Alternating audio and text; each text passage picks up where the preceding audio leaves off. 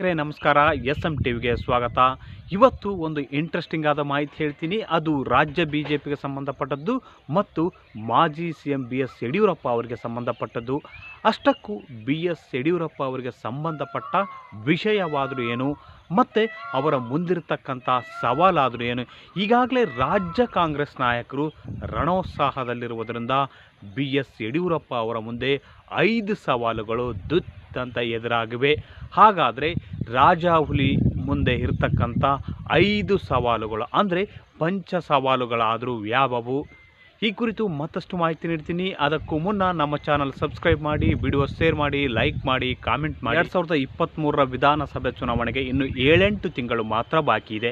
ಇಂಥ ಹೊತ್ತಿನಲ್ಲಿ 3 ರಾಜಕೀಯ ಪಕ್ಷಗಳಾಗಿರ್ತಕ್ಕಂಥ JDS, BJP ಮತ್ತು ಕಾಂಗ್ರೆಸ್ ತಮ್ಮದೇ ಆದ ರಣತಂತ್ರವನ್ನು ಹೆಣಿಗೆ ತೊಡಗಿದವೆ.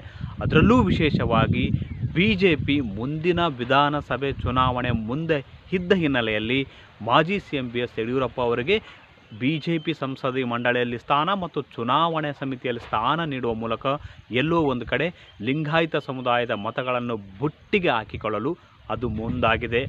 ಆದರೂ ಕೂಡ ರಾಜ್ಯದಲ್ಲಿ BS ಯಡಿಯೂರಪ್ಪ ಅವರಿಗೆ 5 ಸವಾಲುಗಳು ಎದುರಾಗಿವೆ.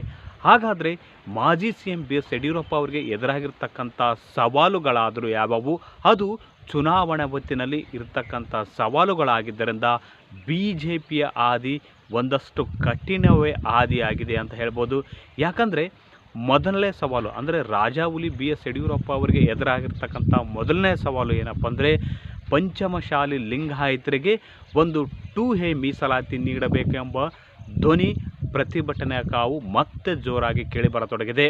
ಈ ಒಂದು ಪ್ರತಿಭಟನೆಯ ಕಾವು BJPಗೆ ಬಿಸಿ ಮುಟ್ಟುವ ಸಾಧ್ಯತೆ ಹೆಚ್ಚಿದೆ. ಯಾಕಂದರೆ ಮಾಜಿ CM BS ಯಡಿಯೂರಪ್ಪ ಅವರ ಅವಧಿಯಲ್ಲಿ ಈ ಪ್ರತಿಭಟನೆಯ ಕಾವು ಮೊದಲು ಆರಂಭಗೊಂಡಿತ್ತು. ಅಂದು BS ಯಡಿಯೂರಪ್ಪ ಅವರು ಕೂಡ 2A ಮೀಸಲಾತಿ ಬೇಡಿಕೆ ಈಡೇರಿಸುವ ಕುರಿತು ಮಾತನ್ನು ಕೊಟ್ಟಿದ್ದರು.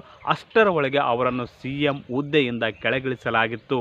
ಆದರೆ ಈಗ ಅವರ ಜಾಗಕ್ಕೆ ಬಸವರಾಜ ಬೊಮ್ಮಾಯಿ ಅವರು ಬಂದು ಕುಳಿತಿದ್ದಾರೆ. ಹಾಗೆ ಕೂಡ ಆ ಪ್ರತಿಭಟನೆಯ ಕಾವು ಹಾರಿಲ್ಲ ಮತ್ತು ಬೇಡಿಕೆ ಕೂಡ ಈಡೇರಿಲ್ಲ.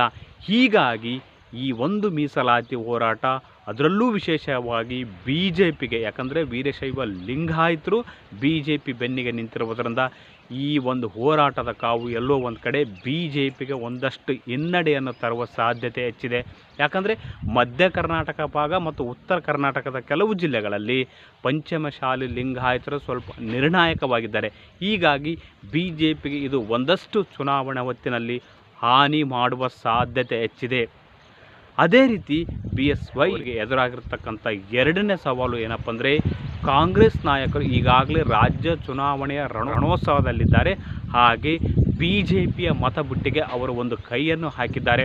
ಅಂದರೆ KPCC ಚುನಾವಣಾ ಪ್ರಚಾರ ಸಮಿತಿಯ ಅಧ್ಯಕ್ಷ ಪಟ್ಟವನ್ನು ಲಿಂಗಾಯತ ಸಮುದಾಯದ, ಅದರಲ್ಲೂ ಕಾಂಗ್ರೆಸ್ನ ಲಿಂಗಾಯತ ಸಮುದಾಯದ ಪ್ರಭಾವಿ ನಾಯಕರಾಗಿರ್ತಕ್ಕಂಥ MB ಪಾಟೀಲ್ ಅವರಿಗೆ ಕಟ್ಟುವ ಮೂಲಕ ಎಲ್ಲೋ ಒಂದು ಕಡೆ BJP ಮತಬುಟ್ಟಿ ಆಗಿರ್ತಕ್ಕಂಥ ಲಿಂಗಾಯತ ಮತ್ತು ವೀರಶೈವ ಸಮಾಜದ ಮತಗಳನ್ನು ಕ್ರೋಢೀಕರಿಸಲು ಮತ್ತು ಅದು ತನ್ನತ್ತ ಸೆಳೆಯಲು ಮುಂದಾಗಿರುವುದರಿಂದ ಈ ಅಂಶ ಕೂಡ BS ಯಡಿಯೂರಪ್ಪ ಅವರಿಗೆ ಒಂದು ಸವಾಲಾಗಲಿದೆ. ಯಾಕಂದರೆ ಈಗಾಗಲೇ ಆಗಸ್ಟ್ 19ರಿಂದ MB ಪಾಟೀಲ್ ಅವರು ರಾಜ್ಯಾದ್ಯಂತ ಪ್ರವಾಸ ಕೈಗೊಂಡಿದ್ದು ಲಿಂಗಾಯತ ಮತಗಳನ್ನು ಕ್ರೋಢೀಕರಣದ ನಿಟ್ಟಿನಲ್ಲಿ ಅವರು ಒಂದು ಹೆಜ್ಜೆಯನ್ನಿಟ್ಟಾರೆ.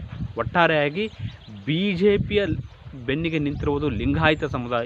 ಈ ಮತಬುಟ್ಟಿಗೆ ಕಾಂಗ್ರೆಸ್ ನಾಯಕರು ಕೈ ಹಾಕಿರುವುದು ಕೂಡ BJP ನಾಯಕರಿಗೆ ಎಲ್ಲೋ ಒಂದು ಕಡೆ ಒಂದು ಗಲಿಬಿಲಿಯನ್ನು ಸೃಷ್ಟಿಸಿದೆ. BS ಯಡಿಯೂರಪ್ಪ ಅವ್ರಿಗೆ ಅದೇ ರೀತಿ ಮೂರನೇ ಸವಾಲು ಏನಪ್ಪ ಅಂದರೆ ತಮ್ಮ ವಿರೋಧಿ ಪಾಳ್ಯ ಕೂಡ ಅಲರ್ಟ್ ಆಗಿರುವುದು. ಅಂದರೆ ಈಗಾಗಲೇ ಸಂಸದೀಯ ಮಂಡಳಿಯಲ್ಲಿ ಸ್ಥಾನ ಮತ್ತು ಚುನಾವಣೆಯ ಸಮಿತಿಯಲ್ಲಿ ಸ್ಥಾನ ಅಂದರೆ ಉನ್ನತ ಸ್ಥಾನ ಕೊಟ್ಟರೂ ಕೂಡ ರಾಜ್ಯದಲ್ಲಿ BJPಯ ಭೀಷ್ಮವಾಗಿರ್ತಕ್ಕಂಥ ರಾಜಾಹುಲಿ ಅವರ ವಿರೋಧಿ ಪಾಳ್ಯ ಕೂಡ ಜಾಗೃತಿಯ ಸ್ಥಿತಿಯಂದಿದೆ ಅಂತ ಹೇಳ್ಬೋದು. ಯಾಕಂದರೆ BS ಯಡಿಯೂರಪ್ಪ ಅವರನ್ನು CM ಸ್ಥಾನದಿಂದ ಕೆಳಗಿಳಿಸುವಲ್ಲೂ ಕೂಡ ಅವರ ಕೈ ಮೇಲಾಗಿತ್ತು.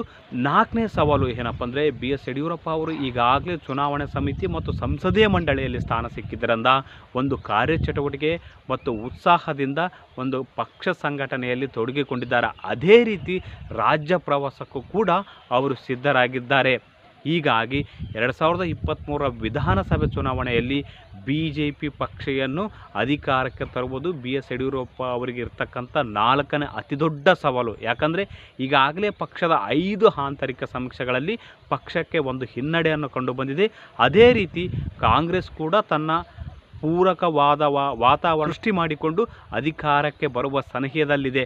ಇಂಥ ಹೊತ್ತಿನಲ್ಲಿ ಮಾಜಿ CM ಆಗಿರ್ತಕ್ಕಂಥ BS ಯಡಿಯೂರಪ್ಪ ಅವರಿಗೆ ಕೇಂದ್ರೀಯ ಸಂಸದೀಯ ಮಂಡಳಿಯಲ್ಲಿ ಸ್ಥಾನ ನೀಡುವ ಮೂಲಕ ಎಲ್ಲೋ ಒಂದು ಕಡೆ ಲಿಂಗಾಯತ ಸಮುದಾಯದ ಮತಗಳಿಗೆ BJP ನಾಯಕರು ಮತ್ತೊಮ್ಮೆ ಮನವೊಲಿಸುವಲ್ಲಿ ಯಶಸ್ವಿಯಾಗಿದ್ದಾರೆ. ಆದರೆ ರಾಜ್ಯದ ಮಟ್ಟಿಗೆ ಅದು ಅಷ್ಟು ಸುಲಭವಾಗಿ ಹೊಂದಿಲ್ಲ. ಯಾಕಂದರೆ ಈಗಾಗಲೇ ಕಾಂಗ್ರೆಸ್ನ ಕಾರ್ಯಚಟುವಟಿಕೆ ಅತಿ ಉತ್ಸಾಹದಿಂದ ಕೂಡಿದೆ.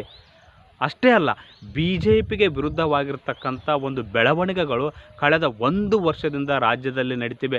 ಹೀಗಾಗಿ ಅಂದರೆ ಇಂಥ ಕ್ಲಿಷ್ಟಕರ ಪರಿಸ್ಥಿತಿಯಲ್ಲಿ BJPಯನ್ನು ಮತ್ತೆ ಅಧಿಕಾರಕ್ಕೆ ತರುವುದು ಕೂಡ ಒಂದು ಕಷ್ಟ ಸಾಧ್ಯವೆಂದು ಹೇಳ್ಬೋದು. ಯಾಕಂದರೆ ಕಳೆದ 1 ವರ್ಷದಲ್ಲಿ BJP ಸರ್ಕಾರದ ವರ್ಚಸ್ಸು ಕುಂದಿಸುವಂತಹ ಘಟನೆಗಳೇ ನಡೆದಿವೆ ಹೊರತು ಅದು ವರ್ಚಸ್ಸು ಹೆಚ್ಚಿಸುವ ಯಾವ ಕಾರ್ಯಗಳೂ ನಡೆದಿಲ್ಲ. ಹೀಗಾಗಿ ಮತ್ತೆ ಅಧಿಕಾರಕ್ಕೆ ತರುವ ಬಹುದೊಡ್ಡ ಜವಾಬ್ದಾರಿಯನ್ನು BS ಯಡಿಯೂರಪ್ಪ ಮೇಲಿದೆ. ಇನ್ನೂ ಒಂದು ಸವಾಲು ಏನಪ್ಪ ಅಂದರೆ ಪಂಚ ಸವಾಲು ಏನಪ್ಪ ಅಂದರೆ 2024 ಚುನಾವಣೆ ಕೂಡ ಹತ್ತಿರವಾಗ್ತಿದೆ. ಅಂದರೆ 2023 ವಿಧಾನಸಭೆ ಚುನಾವಣೆ ಮುಗಿದ ನಂತರ ಮತ್ತೆ ರಾಜ್ಯ BJP ಸಂಸದೀಯ ಅಂದರೆ ಲೋಕಸಭೆ ಚುನಾವಣೆಗೆ ಸಜ್ಜಾಗುವ ಅವಶ್ಯಕತೆ ಕೂಡ ಇದೆ. ಯಾಕಂದರೆ ಇದೇ BSY ನೇತೃತ್ವದಲ್ಲಿ ರಾಜ್ಯದಲ್ಲಿ 25 ಸ್ಥಾನಗಳನ್ನು ಗೆಲ್ಲುವ ಮೂಲಕ ನರೇಂದ್ರ ಮೋದಿ ಅವರಿಗೆ ಬಹುದೊಡ್ಡ ಶಕ್ತಿಯನ್ನು ತುಂಬಿದ್ರು. ಹಾಗಾಗಿ BS ಯಡಿಯೂರಪ್ಪ ಅವರಿಗೆ ಒಂದು ಒಳ್ಳೆಯ ಸ್ಥಾನಮಾನ ನೀಡಿರುವುದರಿಂದ ಕನಿಷ್ಠ ಅಂದರೆ ಕಳೆದ ಬಾರಿಗಿಂತ ಅತಿ ಹೆಚ್ಚು ಸ್ಥಾನ ಗೆಲ್ಲುವ ಇಲ್ಲವೇ ಅದೇ ಸಂಖ್ಯೆಯನ್ನು ಕಾಯ್ದುಕೊಳ್ಳುವ ಪರಿಸ್ಥಿತಿ BJP ನಾಯಕರಿಗೆ ಎದುರಾಗಿದೆ. ಒಟ್ಟಾರೆಯಾಗಿ ಹೇಳಬೇಕಂದ್ರೆ BJP ರಾಜ್ಯ ವಿಧಾನಸಭೆ ಚುನಾವಣೆಗೆ ಸಜ್ಜಾಗ್ತಿದೆ. ಇಂಥ ಹೊತ್ತಿನಲ್ಲಿ CM BS ಯಡಿಯೂರಪ್ಪ ಅವರ ಮುಂದಿರ್ತಕ್ಕಂಥ ಈ ಸವಾಲುಗಳನ್ನು ಅವರು ಹೇಗೆ ಪರಿಹರಿಸುತ್ತಾರೋ ಮತ್ತು ಅದಕ್ಕೆ ಪ್ರತಿದಾಳವಾಗಿ ಕಾಂಗ್ರೆಸ್ ಮತ್ತು JDS ವಿರುದ್ಧ ಯಾವ ಅಸ್ತ್ರವನ್ನು ಬಳಸುತ್ತಾರೋ ಎಂಬುದರ ಮೇಲೆ ರಾಜ್ಯ BJP 2023 ವಿಧಾನಸಭೆ ಚುನಾವಣೆಯಲ್ಲಿ ಪುನಃ ಅಧಿಕಾರ ಹಿಡಿಯುವ ಕುರಿತು ಇನ್ನಷ್ಟು ದಿನಗಳಲ್ಲಿ ಗೊತ್ತಾಗಲಿದೆ.